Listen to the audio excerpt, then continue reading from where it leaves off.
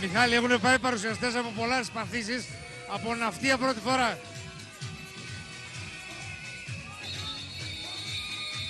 Έλα Στάθη εδώ. Για μένα λένε μωρό μου, βλέπεις, για μένα. Οι θαυμάστριές σου. Για μένα λένε μωρό μου. Τα ακούει όλη η Κρήτη τώρα, έτσι.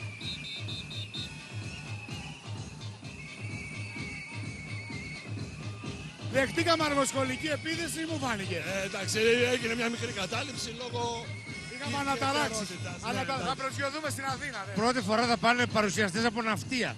Ελπίζω οι χαρακτηρισμοί να μην πέρασαν από το μικρόφωνο, και είναι το βασικό. Και οι προσφωνήσεις. Αυτές. Και μετά Λοιπόν. έχουμε Άρκαλους, έτσι. Η Άρκαλη, τι είναι η Άρκαλη? Άρκαλος είναι, Ο Ασβός. Ο Ασβός. Η Σουρίδα. Μια Γαλλιγιανού που λέμε. Δύσκολα Βοήθησε με συμβάζει. κι άλλο πολύ δύσκολο. Πες ότι υπάρχει παροιμία που λέει κρίμα στο Στάλινο κυλούνται οι αρκάλοι. Λοιπόν, Άρκαλος λοιπόν είναι ένα ζώο Μάλιστα. που μυρίζει. Σαν τον Ασβό, παιδί μου. Κατάλαβα. Να ήρθε ο μπαμπάς Άρκαλος με το παιδί του. Θα ρωτήσω τον Με ίδιο. το αρκαλάκι. Καλώς τον μπαμπά Άρκαλο. Καλησπέρα. Τι είναι ο Άρκαλος? Ο Άρκαλος είναι στο σπίτι. Αυτή εδώ που βλέπετε, το 2011 ήταν μόριο. Και το 2013 είναι καταβαλιστής. Αυτά είναι. Καθαρή Δευτέρα του 11 μου ανακοινώνει η γυναίκα μου την έγκυος. Εσύ έφταιγες. Ελπίζω να ήμουν εγώ, όχι ο Μανάβης. Στη γειτονιά. Αν και ο Μανάβης λόγω επαγγέλματος είναι, ίδια είναι. Καμία σχέση. Ο- Μανσιά, Με το Μανάβη μοιάζει. καμία σχέση. Με το Μανάβη μοιάζει. Ολόιδια. Κοίταξε να δεις. Αλλά εγώ τους αγαπώ και τους δύο. Ωραία. Είναι η αδυναμία μου. Αλλά θα είναι καρναβαλιστής του 2025. Άνετα.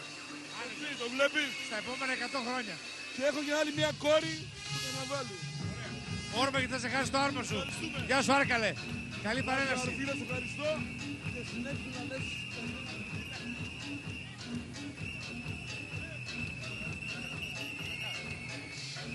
Η Άρκαλη λοιπόν, παιδιά, Όπως έλεγες.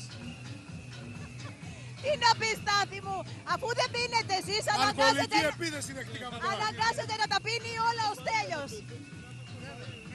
Κύριε Μιχάλη, Ναι. μπορείτε να μας πείτε τι είναι η Θυμήθηκα τώρα Άρκαλη? μετά από αυτή τη τσούρα μια μεγάλη κουβέντα που έχει πει ένας τεράστιος καλλιτέχνης. Θα τη θυμάται ο φίλος μου ο Στάθης, ο μεγάλος Φλωρινιώτης. Να σπρωχτούμε κι όπως πέσουμε.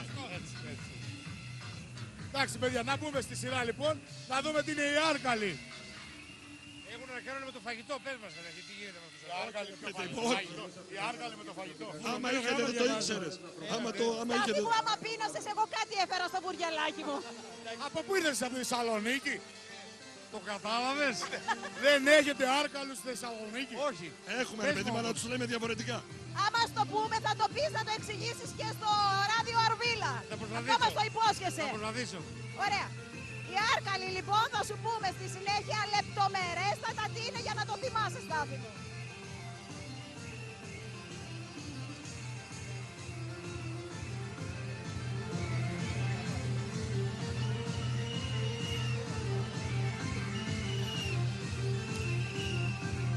Αυτό είναι από τα ωραιότερα άρματα που έχουμε δει μέχρι στιγμής. Ναι, από τα ωραίτερα άρματα.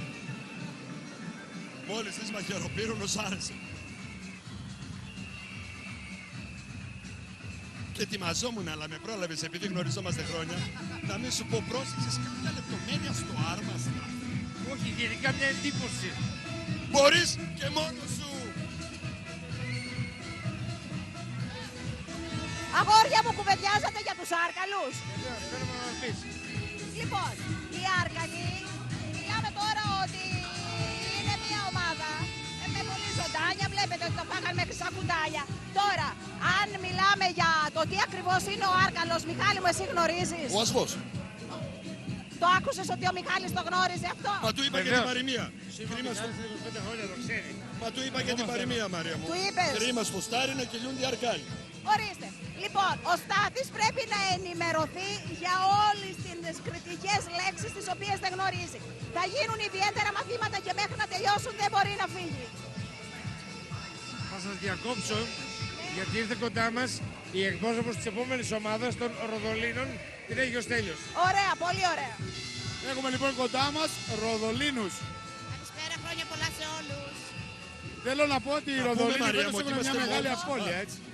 Ναι, μας πήρατε τη Σάρα. Τη Σάρα από τον Καναδά. Τη Σάρα από τον Καναδά που έχει μπει στην Επιτροπή φέτο και βοηθάει όλο αυτό που βλέπετε. 26-28 χρόνια στο Ρέθυμνο.